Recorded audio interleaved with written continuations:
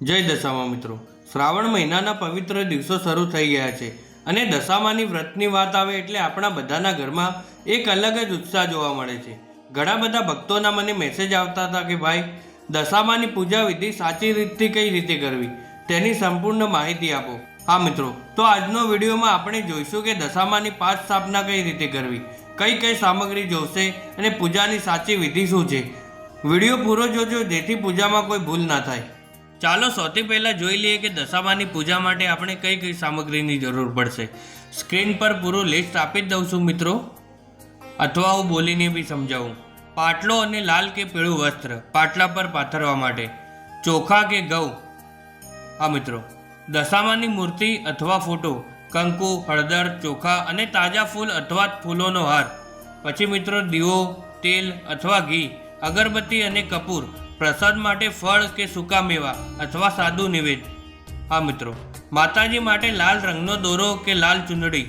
હા મિત્રો, હવે વાત કરીએ પૂજાની મુખ્ય વિધિની. હા મિત્રો, પહેલા નંબરમાં ઘરના પવિત્ર ખૂણામાં અથવા પૂજા સ્થાન પર પાટલો મૂકો, તેના પર લાલ કે પીળું વસ્ત્ર પાથરો. હા મિત્રો, બીજા નંબરમાં પાટલા પર થોડા ચોખા મૂકીને તેના પર દશામાની મૂર્તિ કે ફોટો પધરાવો. હા મિત્રો, ત્રીજા નંબરમાં સૌથી પહેલાં માતાજીને કંકુ અને હળદરનું તિલક કરો, ચોખા અને ફૂલ વડે વધાવો. ચોથા નંબરમાં મિત્રો ઘી અથવા તેલનો દીવો કરો અને અગરબત્તી કરીને માતાજીની આરતી કરો. હા મિત્રો, પાંચમા નંબરમાં માતાજીને ફળ કે પ્રસાદ ધરાવો અને હાથ જોડીને પરિવારની સુખ શાંતિ માટે પ્રાર્થના કરો. હા મિત્રો, પૂજા કરતી વખતે કેટલી બાબતોનું ખાસ ધ્યાન રાખવું. પૂજા કરતી વખતે મન શુદ્ધ રાખવું અને માતાજીને સ્મરણ કરવું. વ્રતના દિવસોમાં ઘરમાં સાત્વિક વાતાવરણ જાળવવું. હા મિત્રો, નિયમ પ્રમાણે જ આરતી અને પૂજા કરવી.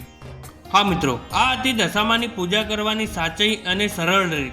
જો તમને આ વિડીયો ગમ્યો હોય તો લાઈક કરજો, તમારા પરિવાર અને મિત્રો સાથે શેર કરજો, જેથી બીજા પણ સાચી માહિતી મેળવી શકે.